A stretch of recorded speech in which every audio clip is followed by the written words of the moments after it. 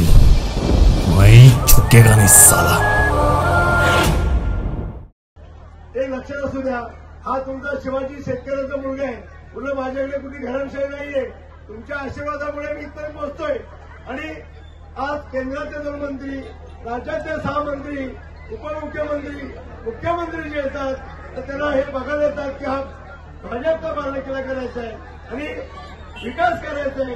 म्हणून त्यांच्या मी मागे लागतो आणि ते माझ्यासाठी मदत करत येतात. खरं अरे 7 तास रातभर प्रवास केला, 7 तास बसलो आणि देवेंद्र फडणवीसांनी मध्यस्थी केली. तुमचे निर्णय झाले जमा होते, फक्त त्याच्या 2 कॅबिनेट होते. आपल्या एका मंत्री अजित पवार साहेबांच्या सचिवांनी सही नाही केली आणि राहिला. मुख्यमंत्री साहेबांनी सांगितलं करून द्यायचंच आहे. आणि आता तुमचा हे मार्ग हे कमीत कमी जानेवारीमध्ये पहिल्या अधिवेशनात तुमचा हा मार्ग मी सोडून देईन. आणि तुम्ही जर माझ्यासाठी 7 दिवस मेहनत केलात तर आमदारच्या भूमिकेत राहून पहिला निर्णय तुमचा होईल. मला एवढंच म्हणणं आहे, मला खूप काय काम करायचंय. त्याला त्यांची टीका करून आपण काय मोठे होत नाही आणि ते काय सुधारत नाहीत. म्हणून एकदा ह्या तुमच्या मुलाला, तुमच्या भावाला, तुमच्या लेकराला एक संधी द्या.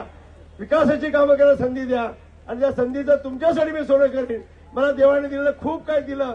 मी फक्त तुम्हाला कुटुंब म्हणून बघतो. माझ्या घराला मी टाळा म्हणून आणण्यासारखी माझी परिस्थिती आहे. माझी मुली पण आता आले प्रचारासाठी. तर एक सांगतो, मी 5 वर्षामध्ये मतदारसंघ सोडला नाही आणि तुम्हाला 5 वर्षामध्ये काय विकास असतो मला करून दाखवायचा आहे. आता काहीतरी गावात कळलं की लाडकी बहीण योजना राजेश पाटील आणलेली आहेत आणि आम्हाला जर मतदान नाही केलं तर तुमची योजना बंद होईल असं चर्चा चालू आहे.